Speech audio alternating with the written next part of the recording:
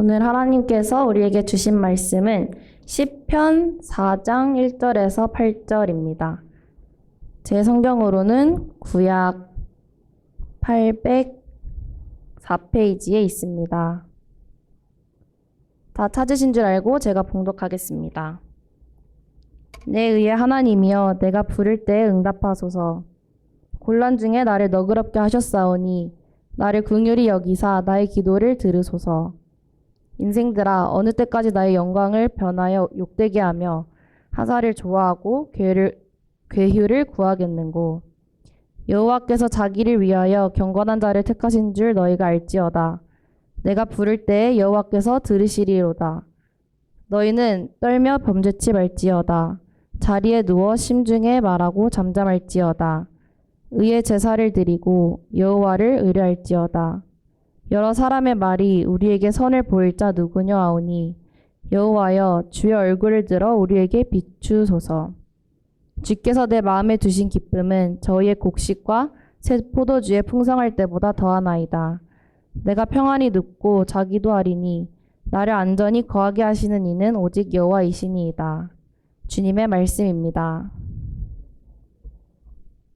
땡스기빙을 지나고 있지만 여전히 차디찬 현실은 실제로 날씨가 추워져 가지고요, 얼마나 피부로 와닿을 정도로 그 차가운 현실이 느껴지는데, 날씨만 차가운 게 아니라 사실 여러 방면에 추운 소식들이 많이 있습니다.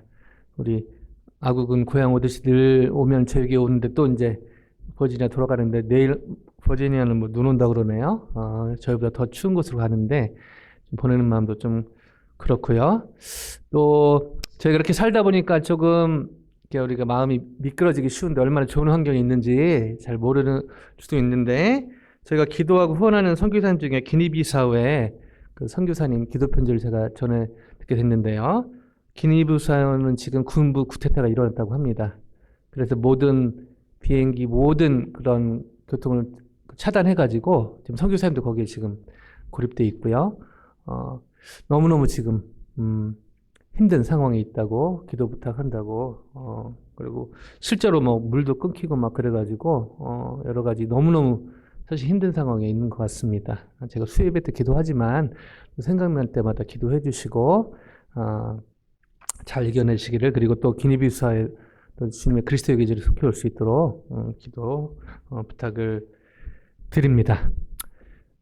또 저희 삶 가운데도 마찬가지요. 또 현실적으로 여러 방면에 또 이제 우리 학생들은 그 파이널을 앞두고 있고, 그리고 또 여러 그 환절기도 아픈 분들도 많고, 또 여러 가지 경제적으로 또 여러 가지 상황과도 쉽지 않은 시간을 보내는 분들도 많은데요. 그럼에도 불구하고 하나님은 저희가 감사의 삶을 넘어서 기뻐하는 삶을 살기를 원하십니다. 제가 어떤 상황에 있든지 간에 그 하나님 그 분명한 뜻 중에 하나는 바로 제가 항상 기뻐하라, 쉬지 말고 기도하라, 범사에 감사하라, 이는 그리스도 예수 안에서 너희를 향하신 하나님의 뜻이니라. 그래서 여러 다양한 환경 가운데 있지만은 감사 플러스 기뻐하는 삶을 하나님 살길 원하신다는 것이죠. 어떻게 하면 어떤 상황이든 하나님이 원하시고 저에게 필요한 기뻐하는 삶을 살 수 있는가? 기뻐할 일이 있을 때, 뭔가 일이 잘 돼갈 때 기뻐하는 건 좀 쉬운 것 같은데, 일이 잘 풀리지 않을 때, 답답할 때, 그리고 너무 어려운 일을 겪고 있을 때, 폭풍 속에 있을 때, 비바람을 맞이해야 될 때, 앞이 잘 보이지 않을 때 기뻐한다는 것은 사실은 너무 가혹하지 않나, 그런 생각도 듭니다. 그럼에도 불구하고 하나님은 저희가 항상 기뻐하라, 이게 어떤 의미인지는 뒤에 다시 보겠는데요. 어떤 형편이든지 기뻐하는 삶을 살길 원하신다는 것이죠. 그리고 그것이 가능하기 때문에 그렇게 말씀을 하신 것입니다. 그러나 저희 편에서 보면은 너무 가혹하거나 이게 정말 가능한가, 이렇게 도전적으로 이 말씀이 올 때가 있다는 것이죠. 어떻게 하면 하나님 정말 원하시고 저희에게 너무 필요한 어떤 상황이든 기뻐할 수 있을 때 기뻐하는 걸 넘어서 어떤 상황이든 기뻐하는 삶을 살 수 있을까요? 자, 이 질문을 가지고 오늘의 본문 안으로 다 같이 들어가 봅니다. 오늘 본문 우리 민서자매가 잘 읽어줬는데요. 저의 목소리로. 오늘은 처음부터 말고 그 퀘스천 마크가 찍히는 현장으로 먼저 가봅니다. 7절 먼저 가볼까요? 7절. 7절 한번 가봅니다. 같이 읽겠습니다. 시작. 주께서 내 마음에 두신 기쁨은 그들의 곡식과 새 포도주가 풍성할 때보다 더하니이다. 자, 시편 기자가 누군지 또 어떤 상황인지 나중에 얘기하겠는데요. 이 시편 기자는요, 지금 기쁨을 주께서 내 마음에 두신 기쁨에 대해서 하나님께 감사하고 찬양하고 있는데 비교 대상을 얘기하고 있는데 뭐냐면 그들의 곡식과 새 포도주가 풍성할 때보다 더하니이다. 즉 추수 때 풍성한 수확을 얻고 나서 또 1년을 정리하고 나서 하면서 얻게 되는 그런 추수에 대해서 요즘으로 얘기하면 어떤 물질적인 위로, 물질적인 그것도 사실은 성경에서 그런 물질이 주는 어떤 풍성한 수확이 주는 기쁨에 대해서 성경은 디나이하지 않습니다. 그것도 큰 기쁨임을 얘기하고 있죠. 그러나 오늘 시편의 기자는요, 그 피부로 와닿는 그런 기쁨보다 훨씬 크고 훨씬 넓고 훨씬 원초적인 기쁨에 대해서 주께서 내 마음에 두신 기쁨이라고 표현하고 있습니다. 즉 심령 깊은 곳에서부터 차고 흘러 넘치는 기쁨을 얘기하고 있는데 이 기쁨이 곡식이 또 새 포도주가 풍성할 때보다 요즘 말로 하면은 진짜 어떤 일이 잘 되고 그 다음에 노력했던 게 열매가 맺히고 실질적으로 물질적인 부도 누리고 이런 것들도 기쁘지만 실제적이지만 이것보다 더 훨씬 깊고 훨씬 넓고 그런 기쁨이 지금 자기 마음에 넘친다 이렇게 얘기하고 있는 것입니다. 자, 이 기쁨이 얼마나 대단한 것인지 이 시편의 배경을 보면은 좀 더 이 기쁨의 어떤 깊이와 넓이를 알 수 있는데요. 그러기 위해서 이 배경을 알 필요가 있는데 시편 4편의 배경이 되는 제가 시편 할 때마다 자주 강조드려서 이제 대부분 성도님들 아실 텐데 제가 보는 이 개역개정 한글 성경 시편 4편 1절에서 8절로 되어 있지만은 원어 히브리어 성경 보면요 1절에서 9절로 되어 있습니다. 그 말은 저희가 지금 개역개정으로 1절에서 8절은 2절에서 9절로 되어 있다는 것이죠. 그래서 히브리어 성경 히브리를 다 알아야 된다 그런 게 아니라 그런 백그라운드 그래서 그 히브리어 성경에 1절로 되어 있는 그리고 저희 성경에는 제목으로 되어 있는 부분도 반드시 봐야 되는 것이죠. 자, 그 부분을 성경에 써 있지만 그 스캔으로 먼저 준비해 봤는데요. 이렇게 써 있습니다. 같이 한번 읽어볼까요? 시작. 다윗이 인도자를 따라 현악에 맞춘 노래. 현악에 맞춘 노래. 자, 이걸 보면은 다윗이 썼구나. 다윗이 거의 70몇 편을 썼기 때문에 거의 시편에 거의 반절을 썼다고 봐도 무방하죠. 자, 이것만 보면요. 누가 썼는지는 이제 아는데 과연 어떤 배경이 있었는가는 알기가 쉽지 않습니다. 여기 지금 나와 있지 않기 때문인 것이죠. 자, 이럴 때는 성경을 좀 넓게 펼쳐서 볼 필요가 있는데요. 참고로 보면은 시편이 총 150편까지 있는데 그 5파트로 되어 있습니다. 딱 30씩 나서 그건 아니고요. 1권, 2권, 3권, 4권 분량이 좀 다른데 또 놀랍게도 그 시편이요. 각 권마다 모세오경하고 연결이 되어 있습니다. 그래서 이걸 알고 그 시편을 묵상하면요. 더 깊이 있게 묵상할 수 있게 되는 것이죠. 자, 시편 그 중에서도 시편 이 5권인데 그 중에서 1편에서 5편은요. 시편의 전체 서론이라고 볼 수가 있습니다. 그리고 좀 더 이제 깊이 들어가 보면은 이 시편 오늘 제가 4편을 봤는데 왜 4편을 봤냐면 전에 제가 1, 2, 3편을 설교한 적이 있거든요. 그래서 연말이라 좀 제가 이제 마태복음 12장도 끝났고 또 그 천국 비유로 하는 그 비유는 조금 이따가 이제 하려고 하는데 또 연말에 기도하면서 또 하나님 또 마음 주셔서 이 말씀을 나누는데 이 시편 4편만 딱 떼놓고 보면은요 어떤 배경인지 알기 쉽지 않습니다. 제가 너무너무 중요해서 우리 오늘 장로님들 수고하셨는데 또 이렇게 성경 공부하고 이렇게 읽다 보면 정말 중요해서 다시 말씀드리지만요. 어떤 문맥 속에서 그 의미를 찾는 게 너무너무 중요합니다. 예를 들면은 그냥 일반 삶에서 그 부모님들이 자주 하는 요즘은 좀 모르겠지만 제 때는 말 안 들을 거면 집 나가. 제가 들은 건 아니고요. 제 옆집에서 하는 얘기를 제가 들은 것 같은데 자 집 말 안 들리려면 집 나가. 근데 이제 어렸을 때는요, 무슨 말이 크게 들리죠? 집 나가는 말이 크게 들립니다.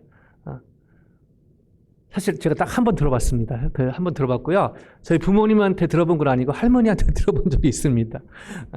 초등학교 때인 것 같은데요. 그래서 저는요, 할머니가 평소에 잘해주셨는데 할머니가 그러니까 집 나가라고? 이 말이요. 너무 막 하나님의 음성처럼 들린 것이죠. 그래서 진짜 옷 다 벗고 나간 적이 있습니다. 시골이라 밤에 나가가지고. 근데 사실은 그 문맥 속에서 보면은 집 나가는 게 포인트가 아니라 말 안 들을 거면 말을 좀 잘 들으라. 부모님 말씀 또 할머니 말 좀 잘 들으라. 이게 포인트인데 자칫 어떤 느낌인지 아시겠죠? 성경도 마찬가지. 어떤 지난주죠?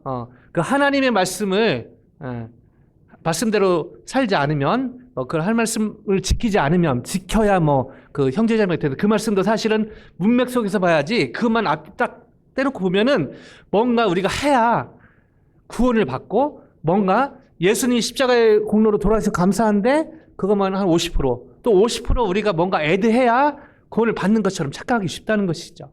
그래서 성경을요 여러분 문맥 속에서 그래서 성경을 큐티하고 성경 읽는 거 너무 중요하지만 거기서 멈추면 안 됩니다. 점검을 받아야 되는 것이죠. 이게 정말 그런 의미인지.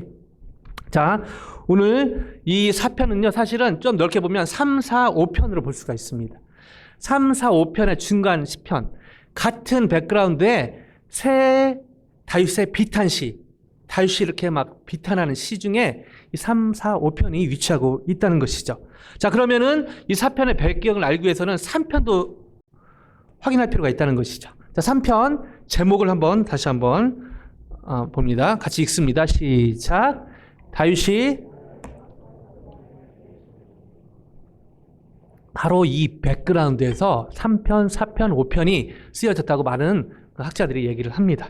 자, 약간 차이가 있는데요. 3편은 예전에 제가 설교했는데 다시 한번 말씀드리면 3편의 그 배경이 그의 아들 압살롬을 피할 때 롱스토리 숏하면 압살롬이 저희가 이제 수예배 때 이 선을 지나고 있거든요. 그래서 수예배 나오신 분들은 더 이해가 쉬울 텐데 압살롬이 반역을 일으켜서 물론 사실은 그 원인 제공을 다윗이 한 부분도 있죠. 그럼 anyway 하여튼 하나님의 부르심을 받고 하나님의 언약에 이렇게 다윗이 왕도 되고 했는데 정말 너무너무 인생에 차디찬 시간을 보내는 그 시점에서 다른 사람도 아닌 아들이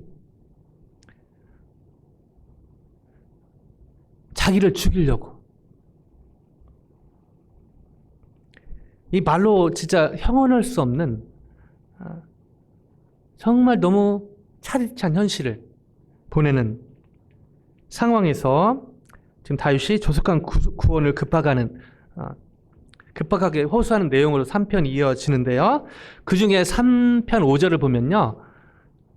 같이 한번 읽어볼까요? 시작. 내가 누워 자고 깨었으니 여호와께서 나를 붙드심이로다. 자, 절망 가운데 너무 이렇게 차디찬 현실을 지나는 그 선상에서 이 5절을 가지고 많은 학자들이 이 시편 3편을 모닝 프레이어, 아침 기도 또는 아침 찬송시라고 부릅니다. 아침에 일어나 너무 힘든데 아침에 일어나 보니까 여호와께서 나를 붙드심이로다. 그러면서 이 시편 3편을 아침 기도, 아침 찬송시로 이렇게 부르고 있는데요. 반면에 시편 4편은요. 가볼까요? 시편 4편 오늘 본문의 8절인데 이것 때문에 이런 별명이 붙여 있습니다. 같이 읽습니다. 시작. 내가 평안히 눕고 자기도 하리니 나를 안전히 살게 하시는 이는 오직 여호와이시니이다. 자, 이 말씀을 근거로 저녁에 밤에 드려진 시로 알려져 있죠. 그래서 이브닝 프레이어, 저녁 기도 또는 저녁 찬송시라는 별칭이 붙어져 있습니다. 즉 시편 4편 똑같이 갑자기 압살롬이 와서 잘못했다고 빌거나 그런 게 아니라 여전히 압살롬이 다른 사람이 아닌 아들이 자기를 죽이려고 하는 그 선상에서 저희 얘기로 해볼까요? 경제적인 어려움이 있는데 경제적인 어려움이 아직 해결되지 않은 너무너무 아픈데 여전히 그 아픔이 지속되는 그 선상의 어느 날 저녁에 지금 다윗이 이 고백을 드리고 있다는 것이죠. 즉 폭풍 같은 하루를 보내고 있는 이 상황에서 다윗은 이 고백을 하고 있다는 것입니다. 자, 저희가 뭐 아들한테, 저도 아들이 있지만 아들이 반역하고 뭐 상상도 할 수 없죠. 근데 저의 피부로 와닿는 어려움을 생각하면 계속 말씀드리지만 어떤 개인적인 건강의 이슈나 가족이 너무나 힘든 일을 당해서 재정적으로 너무너무 어려워서 또 이제 공부하는 중에 요즘에 뭐 또 그 학생 비자 가진 친구들은 또 스테이러스 관련해서 또 직장이 필요한 지체든 직장, 또 결혼, 이후 또 잘 은퇴했지만 삶이 그냥 가져다 주는 고독, 외로움, 여러 가지들. 폭풍 같은 하루하루, 폭풍 같은 순간순간을 지나는 저희하고도 연결될 수 있다고 말할 수 있습니다. 자, 이런 상황에서 다윗이 다시 가봅니다. 7절. 이렇게 고백한 겁니다. 다시 한번 읽어볼까요? 이런 배경을 생각하면서 시작. 주께서 내 마음에 두신 기쁨은 그들의 곡식과 새 포도주가 풍성할 때보다 더하니이다. 자, 이런 배경을 생각하지 않을 때는 뭐 그런가 보다 할 수 있는데 이런 배경을 생각해 보면 그리고 저희가 지금 겪고 있는 느끼고 있는 차디찬 현실을 생각해 보면 이 고백이 얼마나 대단한지를 알 수가 있는 것이죠. 주께서 내 마음에 두신 기쁨은 그들의 곡식과 새 포도주가 풍성할 때보다 더하니이다. 다시 한번 말씀드립니다. 압살롬이 와서 잘못했다고 지금 빌고 나서 이 고백을 한 게 아니라는 것이죠. 여전히 압살롬은요, 할 수 있는 최선으로 어떻게 이 다윗 아버지를 죽일까?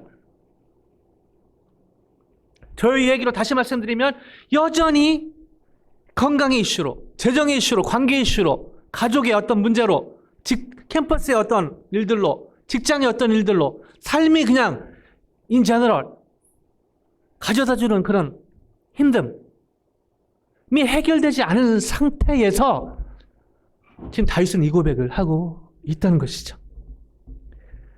어떻게 폭풍 같은 다른 사람이 아닌 아들 압살롬이 일으킨 반란으로 폭풍 같은 하루하루를 지내고 있는 시점에 이 폭풍이 지난 것도 아니고요. 한복판에 있는 그리고 본인은 실제로 왕이었단 말이죠. 얼마나 비참했을까요? 얼마나 비루함을 느꼈을까요? 근데 어떻게 다윗은 이런 고백을 할 수 있었는가? 쉽게 답을 찾기는 어려운 질문이 아닌가 생각이 듭니다. 종종 말씀드리지만 메사리스트, 감리교 창시자였던 요한 웨슬레는 크리스찬 가정에서 태어났고요. 목사님 자녀로 PK로 태어났습니다.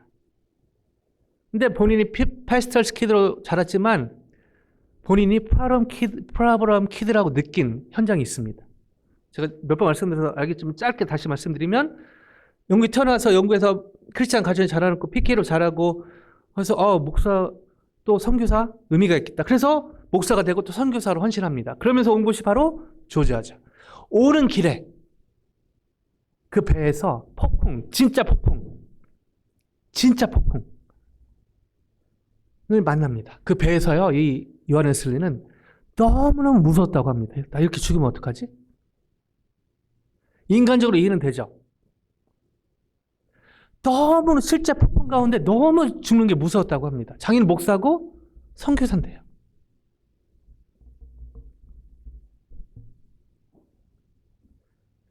사실 이 요한 웨슬리만 그런 게 아니라 저희도 마찬가지죠. 저도 포지션이 직분이 목사고 또 선교사 간사고 또 우리 장로님도 계시고 권사님도 계시고 여러 또 저희 교회 너무너무 귀한 직분 갖고 계신 분들 많은데요. 기본적으로 주님 안에 제가 성도 아닙니까? 근데 삶의 이 폭풍 같은 폭풍 속을 걸을 때 비바람을 맞이하게 될 때 사실 이런 고백을 드리는 거 어떨 때는요 쉬운 일은 절대 아니고 진짜 어려운 일 어떨 때는요 진짜 불가능해 보이는 일처럼 보인다는 것이죠. 근데 놀랍게도 이 요한 웨슬리는요 그 배에서 너무 무서워서 배 갑판 위로 올라옵니다. 근데 저쪽에 똑같은 폭풍 가운데 있는 bunch of people 수십 명의 사람들이요 그 폭풍 가운데 두 손 들고 찬양하는 모습을 보며 충격을 받습니다. 나는 목사고 선교사인데 도대체 저 사람들은 누구지? 그 사람들 누군지는 마무리할 때 다시 한번 나눕니다. 자, 이 폭풍 같은 현실을 지나갈 때 위축되게 된단 말이죠. 다윗도 지금 다시 한번 말씀드리면 문제가 해결돼서 추운 시간이 지나서 이 고백을 한 게 아니라 폭풍 한가운데 이 고백을 드리고 있는,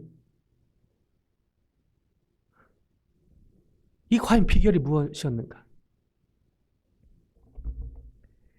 이 질문에 대한 답을 저희는요 서두에서 찾게 됩니다. 1절 한번 같이 가보실까요? 1절요. 같이 읽습니다. 시작. 내 의 하나님이여 내가 부를 때에 응답하소서. 곤란 중에 나를 너그럽게 하셨사오니 내게 은혜를 베푸사 나의 기도를 들으소서.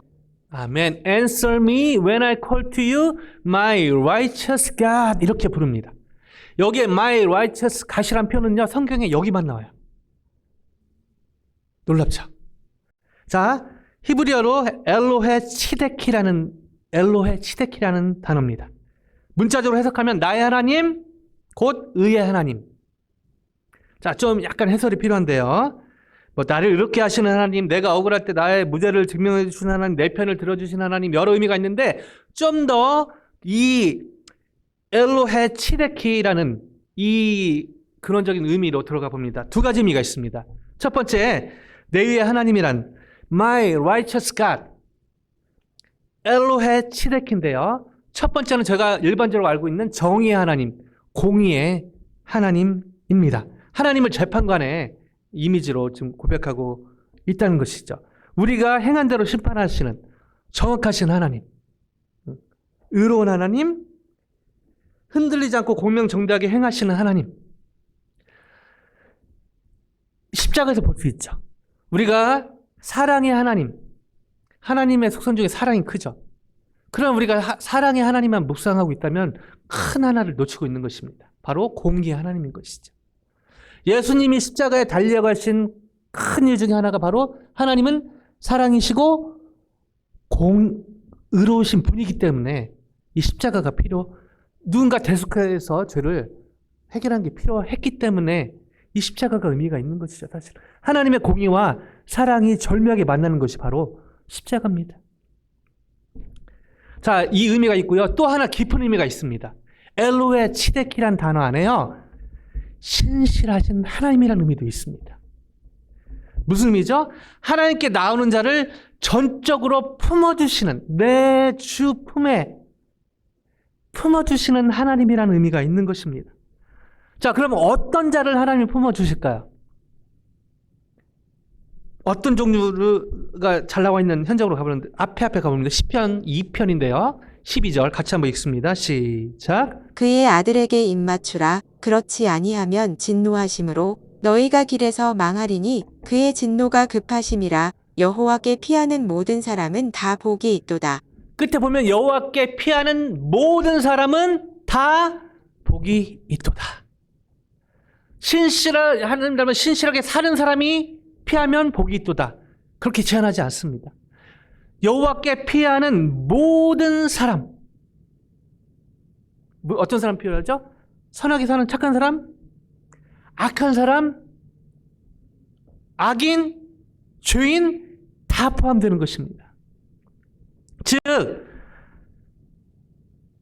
이 엘로헤 치데키라고 불리는 하나님은요, 하나님 속성 중에 하나는 뭐냐면은 어떤 악인의 잘못도 품으신다는 것이죠.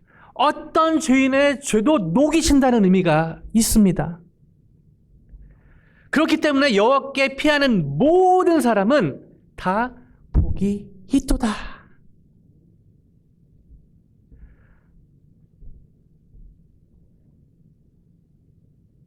이 복을 누렸던 다윗은요, 오늘 본문 1절로 다시 돌아가 보면, 4장 1절로 돌아가 보면, 내 의의 하나님이여 엘로헤 치데키 하면서 내가 부를 때 응답하소서, 놀라운 간증을 이렇게 있습니다. 뒤에 보죠. 곤란 중에 나를 너그럽게 하셨사오니. 곤란의 히브리어가 차르란 단어인데요, 문자적인 의미는 아주 좁은 해협을 의미합니다. 자, 아주 좁은 해협의 특징 뭐죠? 좁기 때문에 항상 물보러가 치죠. 항상 파도가 치고 항상 위험합니다. 이게 비유적으로 지금 얘기한 건데요. 곤란. 다윗의 자신의 심정을 얘기한 것이죠. 너무너무 지금 물보라가 치고 파도가 치고 위험하고. 사실 다윗의 인생이요. 바로 그런 인생이었죠. 다윗 인생만 그렇습니까? 우리 장로님들, 권사님들 인생을 돌아보실 때, 또 우리 젊은이들 돌아볼 때 어떻게 보면 차르 같은 순간이 많지 않았나요? 여러분, 예수님을 잘 믿는다고 이 차르가 없어집니까? 그렇지 않습니다. 늘 위험하고 늘 불안하고,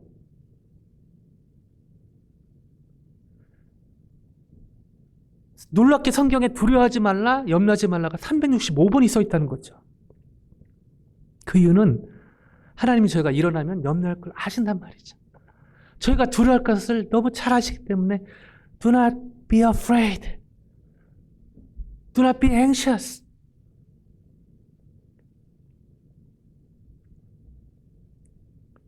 근데 그냥 앞뒤 자르고 그냥 염려거리가 있는데 어떻게 염려를 안 합니까? 신앙 떠나서요. 일반적으로. 두려울 것이 있는데 어떻게 두려워하지 않을 수 있을까요? 근데 하나님은 근거를 대시는 것이죠. 엘로에 치데키. 오늘 본문으로 얘기하면 의로우시고 동시에 신실하신 나로 인해서. 이런 곤란, 차르, 아주 좋은 해협을 지나는 것 같은 내 인생, 다윗의 인생, 그리고 저의 인생인데 뒤에 너그럽게 하셨다. 히브리 원 의미는요, 문자적 의미, 나를 위해 자리를 넓게 마련해 주셨다. 나를 크게 마음을 갖도록 만드셨다. 여러분, 저희가 마음을 넓히고 싶은데 넓혀집니까? 저희가 다른 사람을 이해하고 싶은데 다 이해됩니까? 하나님이 돕지 않으시면요, 이 마음이 넓어질 수가 없는 것이죠. 그냥 그 사람이 미워 죽겠는 것입니다. 정말 저 사람이요, 너무 싫기도 하고 이 환경이 너무 싫고 마음이 이렇게 좁아지는 것이죠. 그러나 엘로에 치데키, My righteous God, My faithful God 를 바라볼 때, 경험할 때, 이 차르, 아주 좋은 해역 같은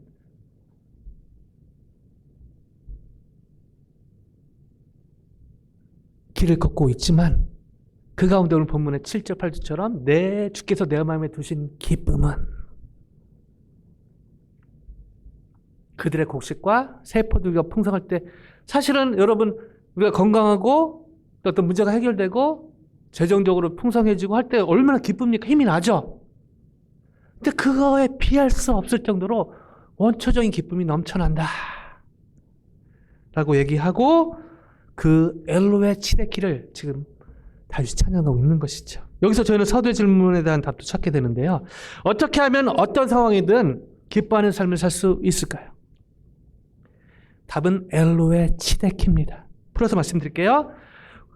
곤란 중에도 우리를 너그럽게 하시는 엘로의 치데키, 의로우신 하나님, 신실하신 하나님께 피하는 삶을 살 때, 사람에게 피하지 않고, 내 자신에게 피하지 않고, 물질에 피하지 않고, 무언가에 피하지 않고, 이 엘로의 치데키, 의로우시고 동시에 신실하신 하나님께 피할 때, 저희는 어떤 상황이든 쉽지 않은 상황도 있을 수 있지만, 차르 같은 상황을 겪고 아직 문제가 해결되지 않을 수 있지만, 문제가 해결되고 나서 기뻐하는 건, 감사하는 건 누구나 할 수 있는 것이죠. 그러나 해결되기 시점에 상관없이 어떤 상황이든 저희는 기뻐하게 될 줄로 믿습니다. 이처럼 곤란 중에도 우리를 너그럽게 하시는 우리의 의의 하나님, 엘로의 치데키께 피하는 삶을 살 때 하나님께서 기뻐하시고, 저희는 어떤 상황에도 기뻐하며 그 결과 하나님 나라는 회복되고 확장되어 갈 줄로 믿습니다. 놀랍게 이거는요, 시편에 그치지 않고 신약의 스피릿으로 이어집니다. 데살로니가서 5장 16절, 그 유명한 항상 기뻐하라. 기도 응답이 되면 기뻐하라. 문제가 해결되면 기뻐하라. 남자친구가 생기면 기뻐하라. 여자친구가 생기면 기뻐하라. 잡이 되면 기뻐하라. 물론 또 그것도 다 포함되는 것이죠. 항상입니다. 항상. 근데 사실은 이것도 그냥 앞뒤 자르고 보면 너무 부담되는 것이죠. 그럼 항상 이렇게 웃고 항상 뭐 이렇게 기뻐해야 되는가? 그럼 약간 조증으로 가는 거 아닌가? 그런 의미가 아닙니다. 여기서 항상의 헬라어는 판토테란 단어인데요. 좋을 때만, 문제가 없을 때만, 그것이 아니라 상황과 어떤 게 상관없이 지속적으로 기뻐하라라는 의미인데요. 기뻐하라의 헬라어가 카이레텐데요. 2인칭 현재 명령으로 되어 있습니다. 의미로 보면 계속해서 기뻐하라. 중요한 것은요, 여기서 기쁨은 감정의 상태가 아니라 믿음의 태도를 얘기하고 있는 것이죠. 즉 상황을 초월한 방향성과 의지가 포함된 의미입니다. 또 놀라운 것, 이거는요 복수형으로 되어 있습니다. 그리고 이 데살로니가서 5장을 보면요, 그 컨텍스트는 예배, 공동체를 얘기하고 있습니다. 이것은 한 사람의 기쁨 얘기하는 게 아니라 사실 오늘 주일 예배, 수예배 모일 때, 예배 드릴 때 꼭 필요한 것 중에 하나가 바로 이 항상 기뻐하라는 것이죠. 쉬지 말고 기도하라. 기도하지 않습니까? 범사에 감사하라. 이것은 우리 실생활 가운데도 필요하지만 사실은 이렇게 모였을 때, 특히 주일 예배에 필요한 것이 이 항상 기뻐하라, 이 기쁨. 쉬지 말고 기도하라, 기도를 생활화하는 건데요. 사실 공 예배 가운데 기도, 그래서 대표 기도도 하고 같이 합심 기도하지 않습니까? 그리고 그 안에 또 중요한 팩터가 하나, 바로 감사라는 것이죠.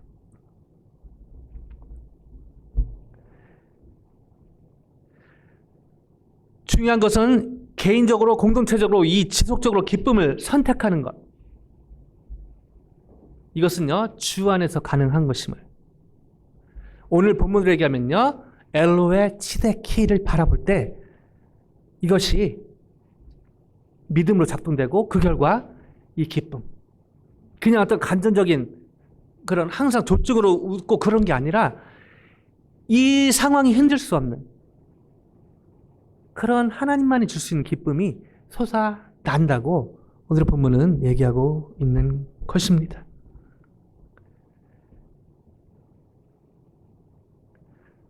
중간쯤에 그 폭풍 가운데 목사였고 선교사였던 그 요한 웨슬리가 그렇게 죽음 앞에 두려웠을 때 인간적으로 이해되죠. 그런데 시간이 흘수록 나는 목사고 선교사인데 왜 계속 그렇게 염려가 되고 두렵지 죽는 게? 그때 그 가판 위에 올라갔을 때 그 사람들을 보면서 그 폭풍 가운데 두 손 들고 찬양하는,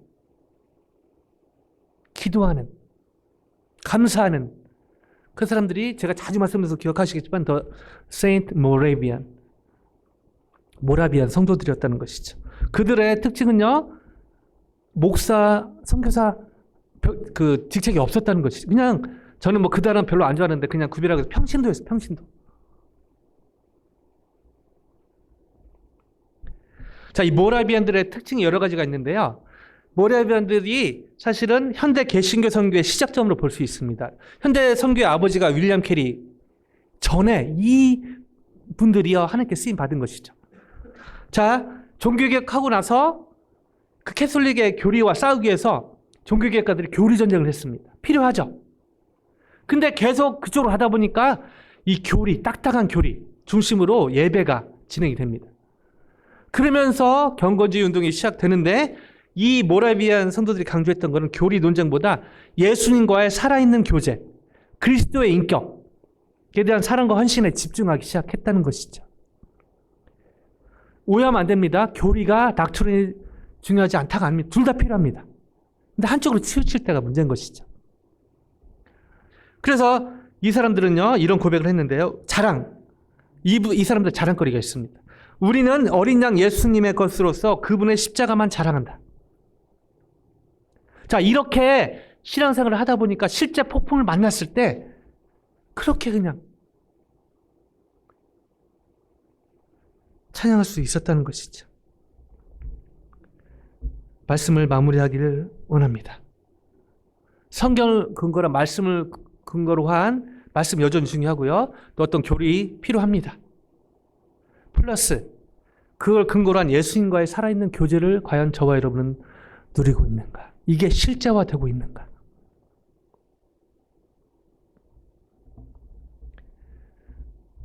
도피성이신 주 예수 그리스도. 정말 폭풍성을 걸어가고 있을 때, 비바람을 맞이하게 될 때 앞에 빛이 잘 보이지 않을 때, 제가 요즘 자주 듣는 찬양 가사가 이래갖고 제가 하도 많이 들으니까 여기 제 입에 붙네요. 혼자 걷지 않을 거예요. 뭐죠? 예수님과의 깊은 교제서다운, 요즘 한참 CCM 뜨는 찬양 중에 하나인데요. 말씀을 근거로 한 이 예수님과의 개인적인 깊이 있는 교제. 그리고 나중에 이 모라비안 성도들의 영향을 받아서 요한 웨슬레도 그 균형을 갖기 시작하고 놀랍게 쓰임받습니다. 말씀을 마무리하길 원하는데요. 저희 성도님들 한 40-50명 요즘 예배 드리는데요. 숫자는 셀 수 있지만 저희가 정말 오늘 이 엘로에 치데키, 사실 하나님에 의해 하이라이트는 예수님이죠. 예수님. 십자가 예수님, 부활의 예수님. 엘로에 치데키의 하이라이트신 예수님, 그게 제가 피하는 삶을 살 때 저희는 폭풍 속을 있더라도 비바람을 맞이하게 될 때도 오늘 다윗처럼 주님 안에 솟아나는 기쁨을 누리게 될 줄로 믿습니다. 같이 기도했으면 좋겠는데요. 잠깐 눈을 감고 제가 그 유명한 여러분 그 모래 위의 발자국이라는 Footprints in the Sand 읽어드릴 텐데 잠깐 묵상하고 시간 짧기 때문에 읽고 같이 기도하고 했으면 좋겠습니다. 어느 날 밤 꿈을 꾸었네. 주님과 함께 해변을 걷는 꿈을. 하늘을 가로질러 내 인생의 장면들이 번개처럼 스쳐 지나갔네. 한 장면씩 지나갈 때마다 나는 모래 위에 난 두 쌍의 발자국을 보았네. 하나는 내 것이고 다른 하나는 주님의 것. 내 인생의 마지막 장면이 비쳤을 때 나는 모래 위에 발자국을 되돌아보았네. 그 길에는 발자국이 오직 한 쌍만 있는 때가 많았음을 알았네. 그때가 바로 내 인생에서 가장 어렵고 슬픈 시기였음을 알게 되었네. 몹시 마음에 걸려 나는 주님께 물었네. 주님께서는 제가 당신을 따르기로 결심하면 항상 저와 함께 동행하시겠다고 약속하셨습니다. 그런데 지금 보니 제 삶의 가장 어려운 시기에는 한 쌍의 발자국밖에 없습니다. 제가 주님을 가장 필요로 했던 시기에 주님께서 왜 저를 버리셨는지 모르겠습니다. 주님께서 대답하셨네. 나의 귀하고 소중한 아들아, 나는 너를 사랑하고 너를 결코 떠나지 않는다. 네 시련과 고난의 시절에 발자국이 한 쌍만 보이는 것은 그때 내가 너를 등에 업고 걸었기 때문이니라. 같이 기도했으면 좋겠는데요. 저와 여러분 삶 가운데도 이런 순간이 있었을 것이고, 그리고 지금 어쩌면 여러분 그런 시간을 보내고 계신지도 모르겠습니다. 그럼 같이 기억하길 원합니다. 지금 발자국이 한 쌍인 것은 지금 주님이 엘로에 치데키 하나님이 저희를 등였고 걷기 때문이 아닌가 생각됩니다. 시간에 감사할 수 있는 제목 상큼부터 감사했으면 좋겠고요. 혹시 감사하기 힘든 부분도 솔직하게 주님 이거 힘듭니다. 쉽지 않습니다. 그럼 끝에 이렇게 기도했으면 좋겠습니다. 주님, 저를 얻고 계신 주님을 제가 바라보게 하옵소서. 같이 기도합니다.